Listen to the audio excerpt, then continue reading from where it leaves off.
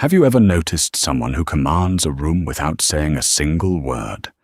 Their power isn't in loudness, aggression, or a desperate need for attention, but in an unbreakable inner calm.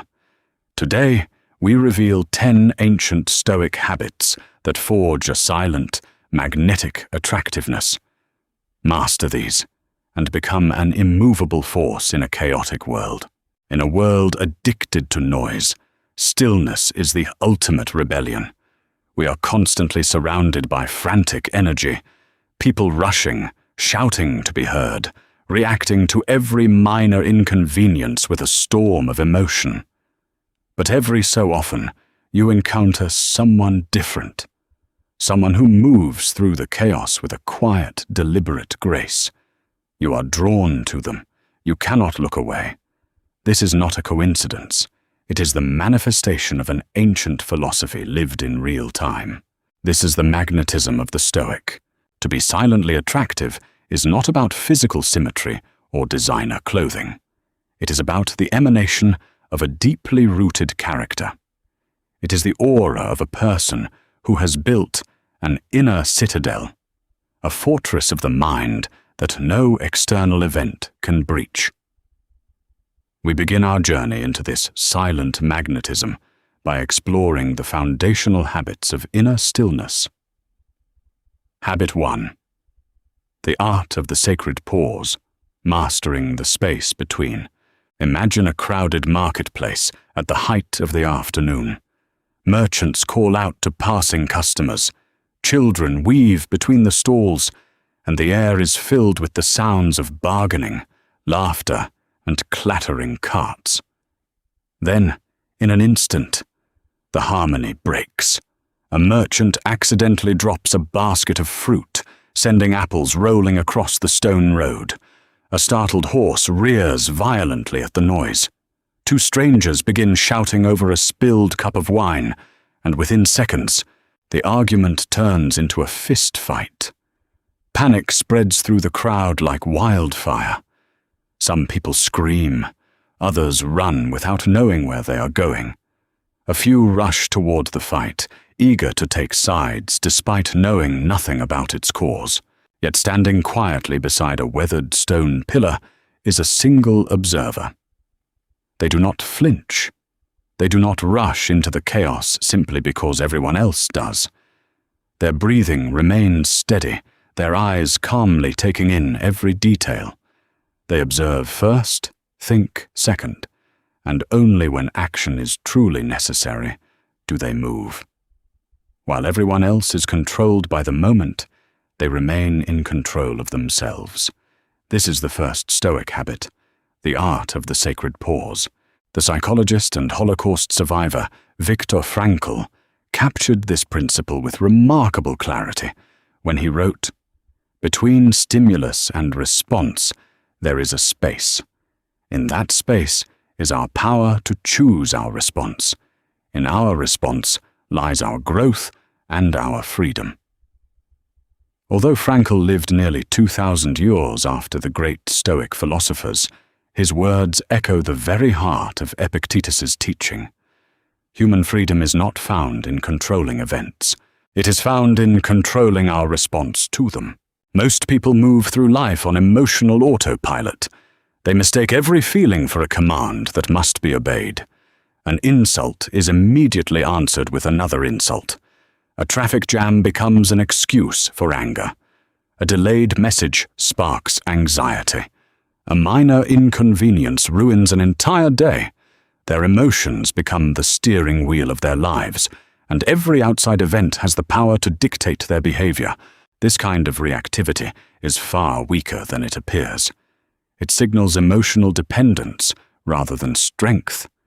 It quietly tells the world, "Anyone who knows which buttons to press can control me." A person who cannot govern their own mind will always be governed by circumstances.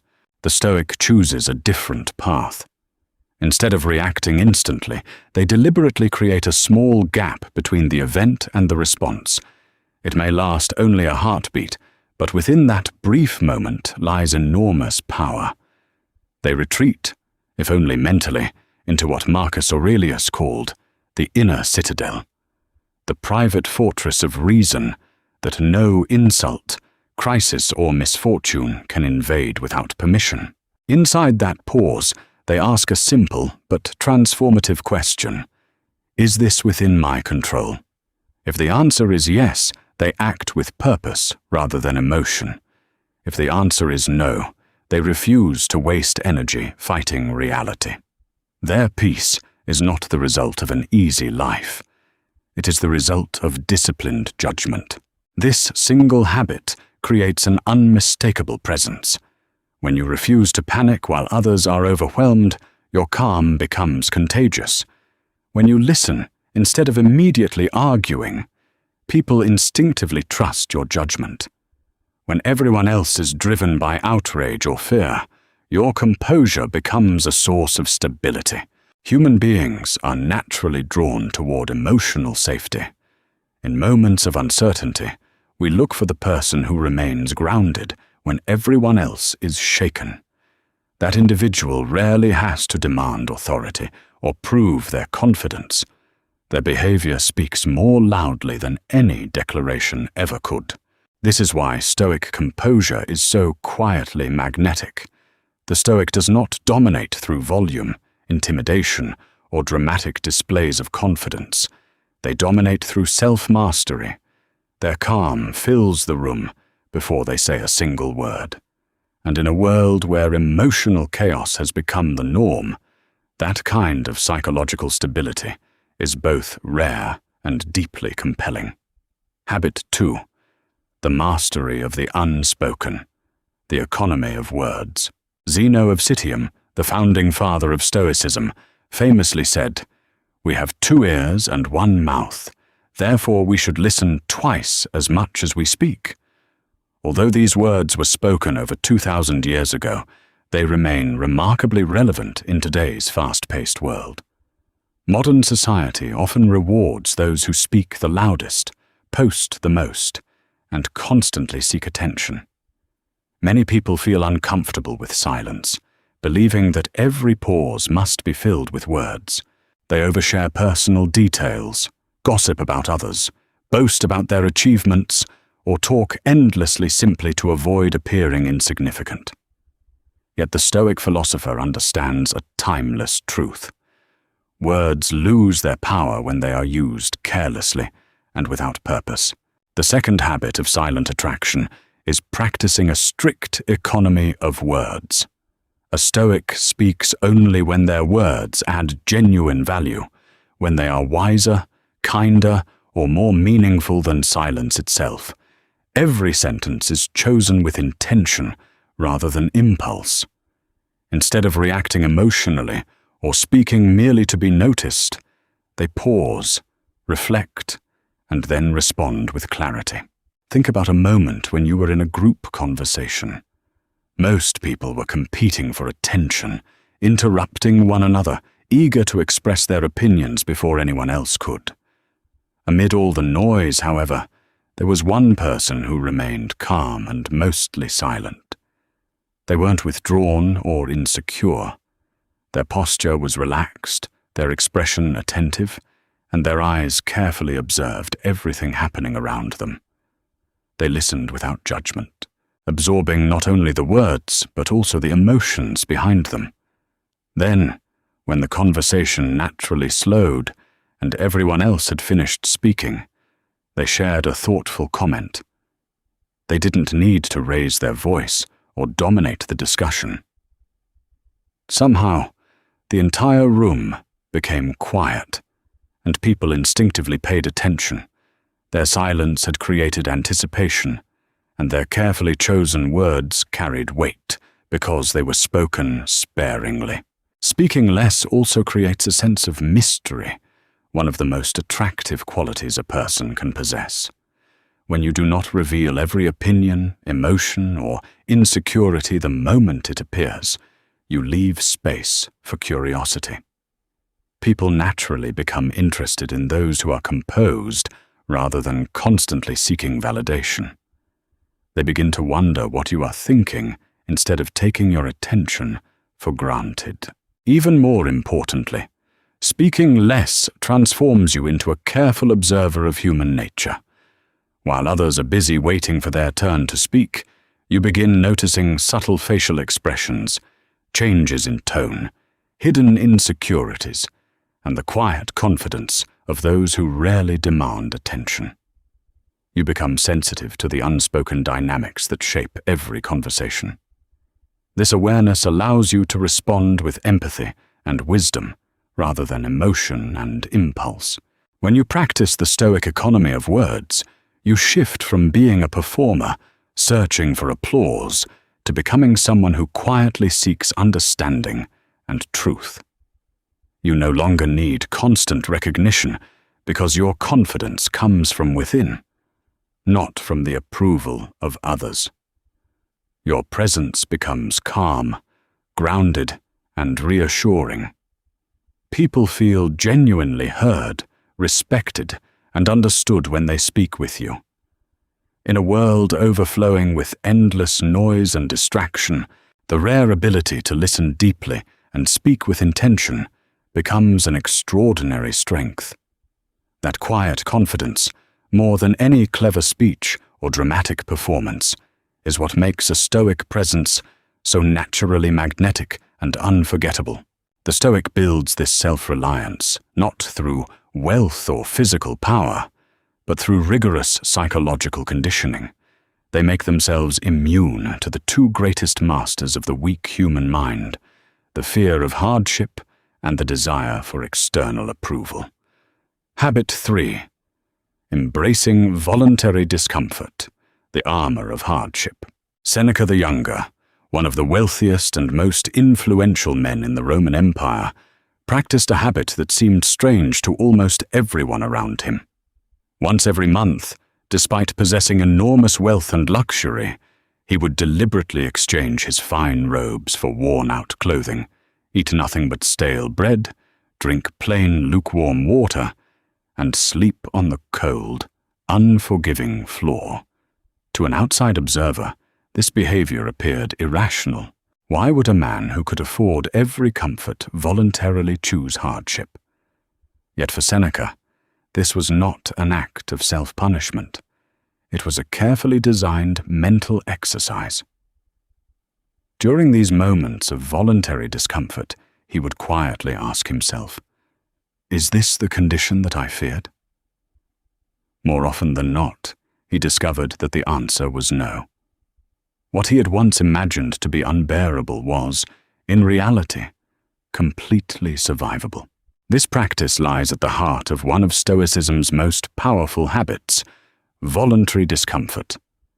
Modern society encourages us to eliminate every inconvenience from our lives. We chase softer beds, faster deliveries, warmer homes, instant entertainment, and effortless solutions. Every new invention promises to make life easier, and while convenience certainly has its benefits, constant comfort slowly weakens our resilience. When every obstacle is removed, even the smallest inconvenience begins to feel like a crisis. A delayed flight, a slow internet connection, or an unexpected setback suddenly becomes enough to ruin an entire day. The Stoic chooses a different path. Rather than avoiding discomfort, they intentionally welcome small doses of it. They take the cold shower even when hot water is available. They wake up early instead of sleeping in. They exercise when their body begs them to rest. They fast occasionally, carry heavy loads, hike difficult trails, or walk instead of driving short distances. None of these actions are meant to impress other people. They are quiet reminders that comfort is a luxury, not a necessity. This habit changes something profound inside a person. Every voluntary challenge becomes evidence that you are stronger than your fears. Every difficult experience proves that discomfort is temporary and survivable. Over time, fear begins to lose its grip. You stop worrying so much about losing your possessions because you know happiness doesn't depend on them. You stop fearing exhaustion because you have willingly endured it before. You stop panicking when life becomes unpredictable because uncertainty no longer feels like an enemy. Imagine two sailors standing side by side on the shore. One has spent every voyage sailing across calm lakes beneath clear blue skies. The other has crossed violent oceans, survived relentless storms, battled towering waves, and returned safely each time. Neither sailor needs to explain their experience. It is visible in the way they carry themselves. The seasoned sailor possesses a quiet steadiness that cannot be faked. Their confidence does not come from arrogance, but from experience. They know what they are capable of because life has already tested them. When you embrace voluntary discomfort, you begin to resemble that seasoned sailor. You remain calm when plans suddenly change. You do not complain over minor inconveniences or become overwhelmed by temporary hardship. Instead of reacting with frustration, you respond with patience and composure. In a world where many people are easily shaken by the smallest disruptions, your resilience becomes rare. Others instinctively trust those who remain steady when circumstances become difficult. Like forged steel that grows stronger through fire, your character develops through chosen challenges. That quiet endurance, built one small hardship at a time, creates a presence that is deeply reassuring, quietly powerful, and naturally attractive. Habit 4. Absolute detachment from the applause of the crowd. Epictetus was born into slavery, his body marked by hardship from an early age. At one point, his leg was even broken by a cruel master, leaving him physically impaired for the rest of his life. By any conventional measure, his beginnings suggested limitation, dependency, and suffering. Yet against all expectations, he rose to become one of the most influential Stoic philosophers in ancient Rome, teaching not only ordinary citizens, but even emperors. What transformed a slave into a teacher of power was not circumstance, but perspective. Epictetus discovered a radical form of freedom, the ability to detach his inner worth from the opinions of others.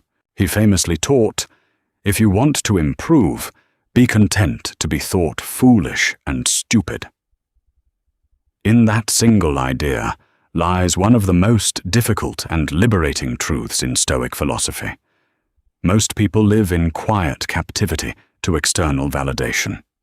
They measure their value through applause, approval, likes, recognition, or acceptance. But this dependency creates instability. When approval is present, they feel high. When it is absent, they collapse.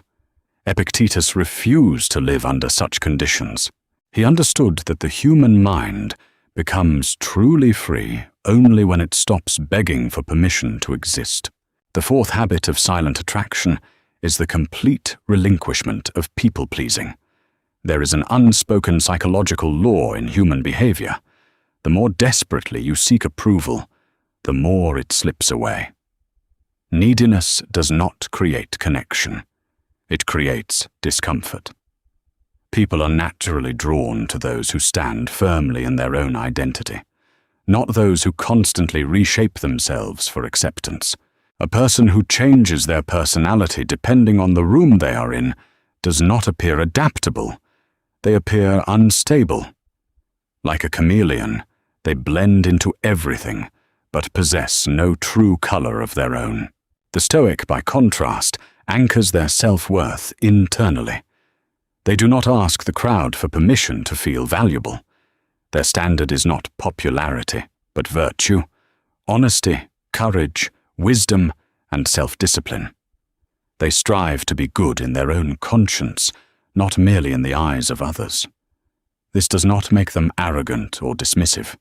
It simply means their identity is no longer outsourced to the shifting opinions of society.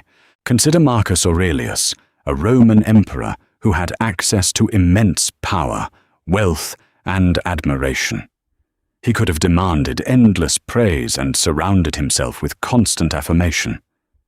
Yet in his private writings, later known as meditations, he reflected deeply on the nature of perception and ego. He wrote, "The blazing fire makes flame and brightness out of everything that is thrown into it." In other words, he understood that external judgment, whether praise or criticism, is only raw material. It has no real authority over the self unless we allow it to. When this Stoic habit becomes part of your character, your behavior begins to shift naturally. You no longer laugh just to be liked. You no longer agree just to avoid discomfort. You stop shaping your identity to fit every group you enter. Instead, you begin to act in alignment with your own values, even when it is inconvenient or unpopular. There is a quiet steadiness in your presence because you are no longer performing for acceptance.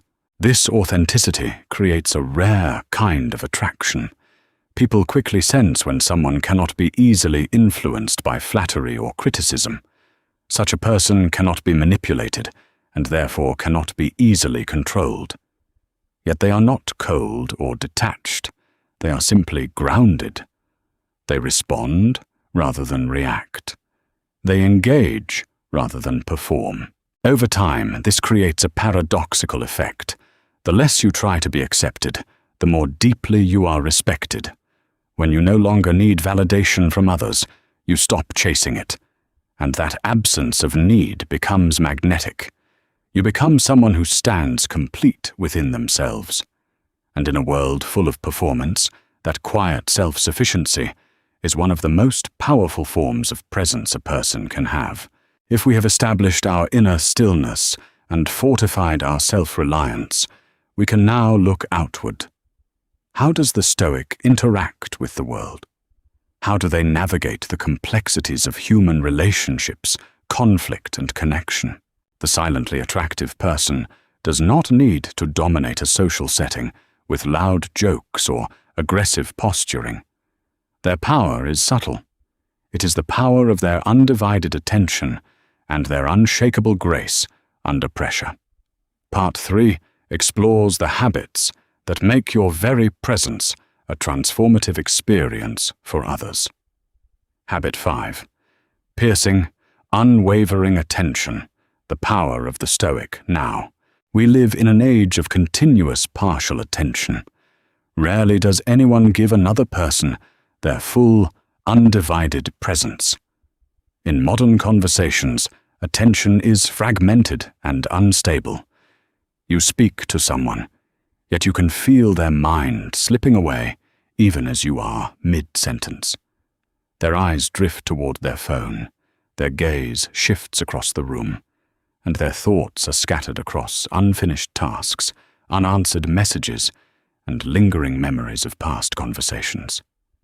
Physically, they are there, but mentally, they are elsewhere. Seneca once wrote, "The mind that is everywhere is nowhere." In that simple observation lies a profound truth about human presence. A divided mind cannot fully engage with anything.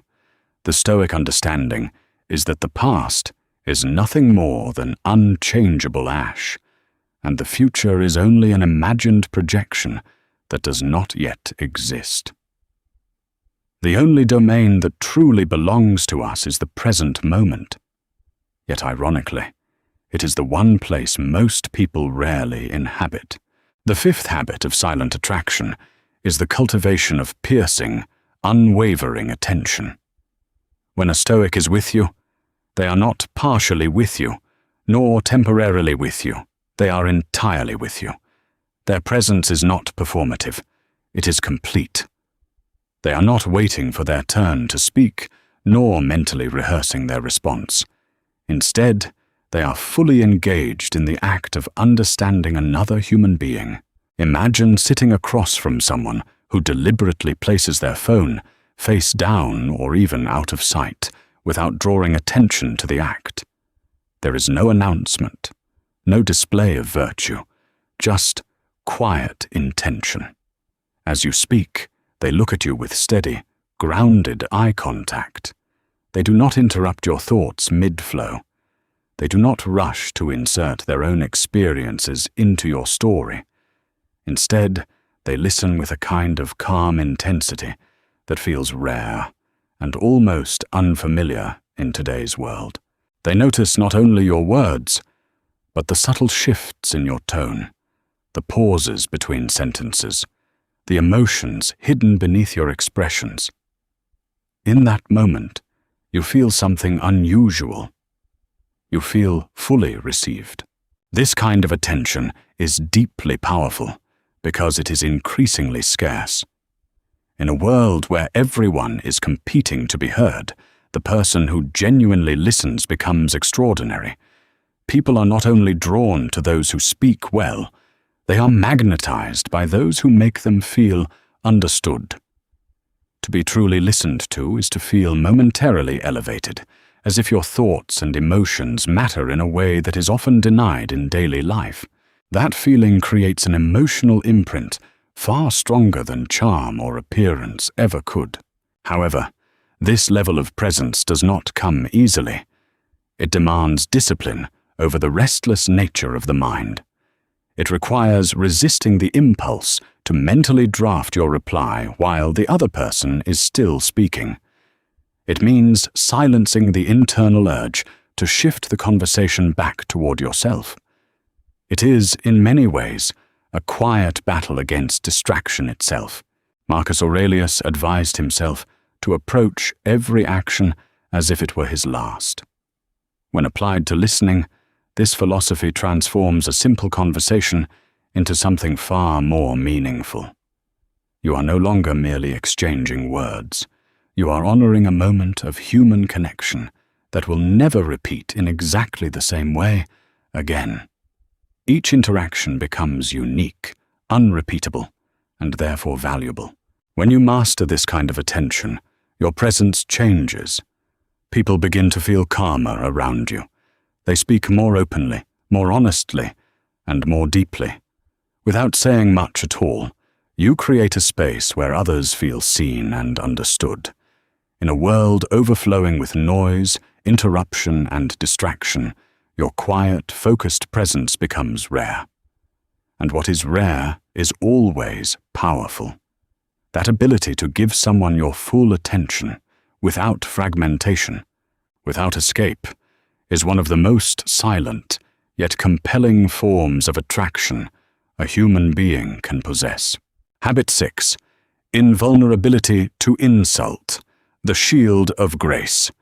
It is easy to be calm when the sea is flat and the breeze is gentle, but true attractiveness is forged in the fires of conflict. How do you react when you are disrespected? When someone belittles you, cuts you off, or insults you to your face? The weak person flares up immediately. Their ego is fragile, made of thin glass. A single harsh word shatters it, resulting in a defensive, angry, and ugly display of emotion. They yell, they insult back, they try to drag the offender down into the mud. The Stoic does something entirely different, something that commands instant, awe-inspiring respect. They deploy the shield of grace. There is a famous story about Cato the Younger, a prominent Stoic philosopher and Roman statesman. One day, while walking in the Forum, a man who deeply hated Cato approached him and spat directly in his face. The crowd gasped, waiting for the powerful politician to order the man's execution, or at least strike him down. Instead, Cato calmly wiped the spit from his face and said, "I will swear to anyone, Lentulus, that people are wrong to say that you cannot use your mouth." He didn't scream. He didn't attack. He made a calm, mildly humorous observation, treating the insult with the indifference one might afford a buzzing fly. Epictetus taught, if someone succeeds in provoking you, realize that your mind is complicit in the provocation. The Stoic understands that an insult is not a statement about their own character. It is a confession of the attacker's inner turmoil. Why should a king be offended by the barking of a stray dog.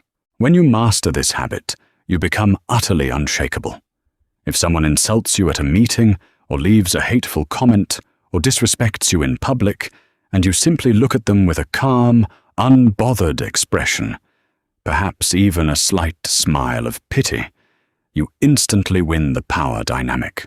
This silent invulnerability is fiercely attractive. It shows that your self-worth is so massive, so deeply anchored, that a petty insult cannot even ripple the surface of your peace. While the attacker looks foolish, chaotic, and emotionally unregulated, you look like a god standing untouched in a storm. People are magnetically drawn to this kind of emotional mastery because it proves that you are a master of yourself, and he who masters himself is naturally fit to lead others. We have explored the architecture of inner stillness and the grace required to navigate external conflict. But how does the silently attractive person assert their will upon the world? In an era where everyone has a platform, the default mode of human engagement has become the argument. We debate in comment sections, we argue in meeting rooms, and we exhaust our energy trying to convince others of our righteousness. The Stoic takes a radically different approach. They understand that trying to change a mind through sheer verbal force is like trying to hold back the tide with a broom. It is exhausting, futile, and ultimately diminishes your own power. The silently attractive person operates on a higher plane of persuasion. They do not tell you who they are. They show you. Part 4 delves into the habits of impactful, undeniable action. Habit 7. Let your actions speak. The refusal to argue. Marcus Aurelius, the philosopher king who commanded the greatest army on earth, could have forced anyone to agree with him under threat of death. Yet, his personal rule was incredibly simple.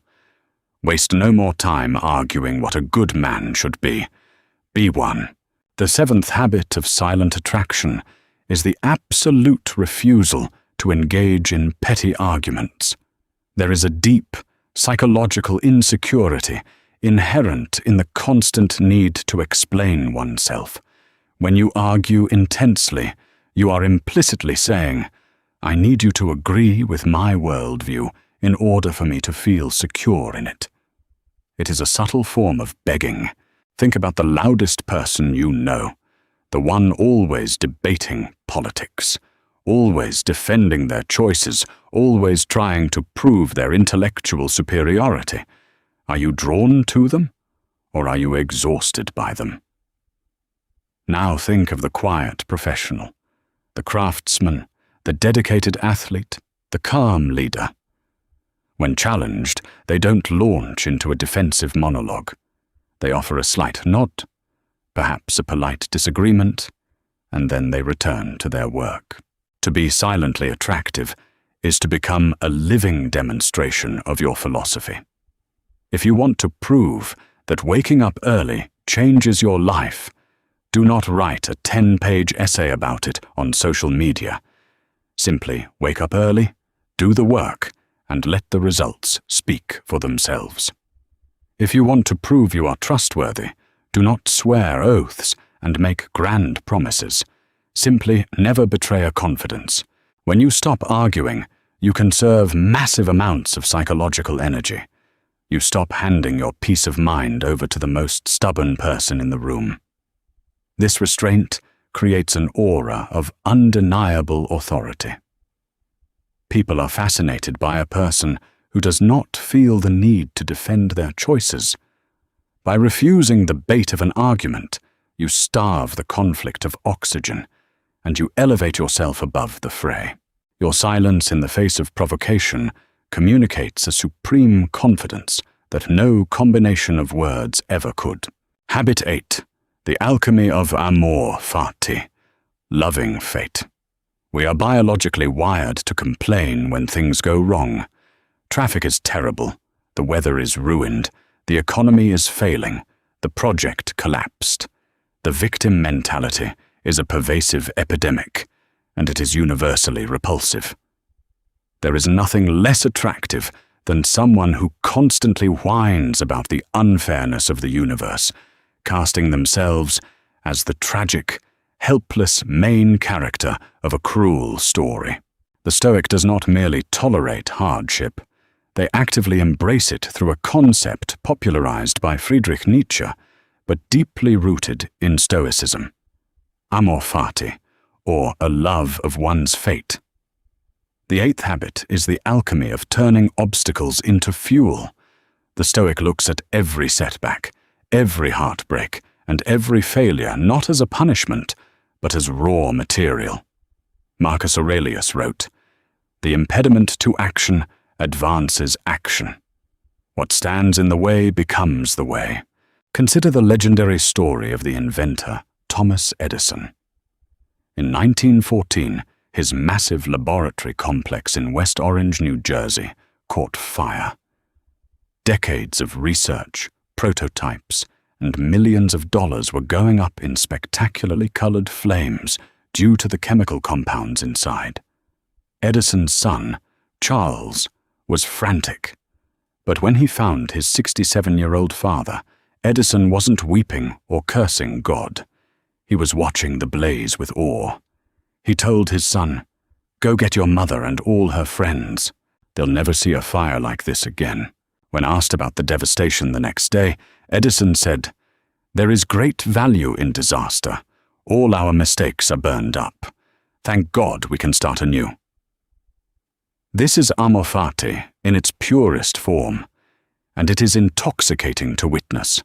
When you become the person who greets bad news, not with a sigh of defeat, but with a slight smile and a strategic plan, you become a beacon of hope for everyone around you. Imagine a crisis at work or a sudden cancellation of a highly anticipated trip. While everyone else is complaining and searching for someone to blame, you simply say, "Good. This gives us time to restructure the project," or "Good. Now we get to explore the city without an agenda." This habit makes you deeply attractive because it proves you are emotionally indestructible. You are no longer a victim of circumstance. You are an alchemist. People will flock to you in times of trouble because your very presence neutralizes panic. Your ability to love whatever fate hands you makes you an anchor in a chaotic sea, and everyone wants to tie their boat to the strongest anchor they can find. We have built the citadel, armored its walls, and learned how to act in the world. But what lies at the very center of the Stoic's being? What is the hidden engine driving this unshakable calmness? True attractiveness is not a superficial mask you can take on and off. If it is an act, it will inevitably crack under pressure. To be truly, silently magnetic, there must be profound depth beneath the surface. The final two habits explore how the Stoic cultivates a rich, internal universe by confronting the ultimate realities of existence. Habit 9. Memento mori, living with the end in mind. There is a strange paradox in human nature. We know we are going to die, yet we live as though our time is infinite. We hold grudges for decades. We stay in miserable situations out of fear of change. We waste countless hours on mindless distractions, assuming there will always be a tomorrow to do the things that actually matter. Seneca wrote in On the Shortness of Life, "It is not that we have a short time to live, but that we waste a lot of it." Life is long if you know how to use it. The ninth habit is the daily practice of memento mori, remembering death. In ancient Rome, when a victorious general paraded through the streets amidst cheering crowds, a slave would stand behind him, whispering in his ear, "Respice post te, hominem te esse memento, memento mori." Look behind you. Remember you are a man. Remember you must die. This was not meant to be morbid or depressing. It was a psychological tool to prevent the general from becoming corrupted by arrogance. For the modern Stoic, Confronting mortality is the ultimate clarifier. When you deeply internalize the fact that your time is running out, all the petty, trivial nonsense of life simply falls away. Will you care about that mean-spirited email when you are on your deathbed? Will you care that someone cut you off in traffic? Will you care about how many likes your picture received? Absolutely not. How does this make you silently attractive? It grants you an aura of intense, deliberate purpose. A person who values their time respects the time of others. They don't engage in endless gossip. They don't participate in manufactured drama. They say no to things they don't want to do without feeling guilty, and they say yes to their true passions with unrelenting intensity. There is a distinct gravity to someone who knows their days are numbered. They love fiercely, they forgive quickly, and they act decisively. When you interact with a person who lives with the end in mind, you can feel their presence radiating urgency and authenticity. They strip away the superficial layers of social interaction and force you to be real with them. This depth is rare. It cuts through the noise of modern life like a blade, making you a person of immense substance and profound allure. Habit 10. The cultivation of a hidden life. Quiet excellence. We live in a culture of the humble brag. People perform acts of kindness only to secretly hope they are being filmed. They read a book just so they can display it on their desk. They go to the gym and spend half the time curating their image in the mirror. Everything is transactional. Every virtue is a commodity to be traded for social capital. Epictetus gave a harsh warning to his students. Never call yourself a philosopher, nor talk a great deal among the unlearned about theorems, but act conformably to them. Sheep do not throw up the grass to show the shepherds how much they have eaten, but, inwardly digesting their food, they outwardly produce wool and milk. The final and perhaps most powerful habit of silent attraction is the cultivation of a hidden life. It is the practice of doing good without seeking credit, of developing skills without needing to advertise them, and of carrying profound knowledge without correcting others. There is an old saying, "Shallow waters are loud, but the deep ocean is silent." When you wear all your accomplishments, virtues, and struggles on your sleeve, you leave no mystery. You become easy to figure out, and quickly, people lose interest. But imagine the power of discovering someone's depths organically. Imagine working alongside someone for a year, only to accidentally find out they speak 4 languages, or that they spend their weekends volunteering at a shelter, or that they are a highly accomplished musician. Because they never brought it up, the impact of the discovery is magnified tenfold. You are left wondering, if they didn't brag about this, what else are they hiding? What other depths do they possess? The Stoic does not need the world to recognize their virtue, because the virtue itself is the reward. They practice quiet excellence. They are kind when no one is watching. They hold themselves to impossibly high standards behind closed doors. They cultivate their minds not to impress others at dinner parties, but to build a better inner world for themselves. When you stop treating your character as a public relations campaign, you achieve a level of authenticity that cannot be faked. People are magnetically drawn to you because they sense that your foundation goes miles underground.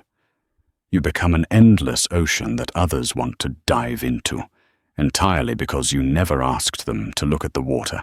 True attractiveness is not a mask you wear. It is the quiet, unbreakable strength of the soul you cultivate. By mastering your mind, embracing hardship, and living with purpose, you become a sanctuary in a chaotic world. If you found value in these ancient lessons, hit the like button, share this video with someone who needs to hear it, and subscribe to the channel for more wisdom on mastering yourself. Your journey to the inner citadel has just begun.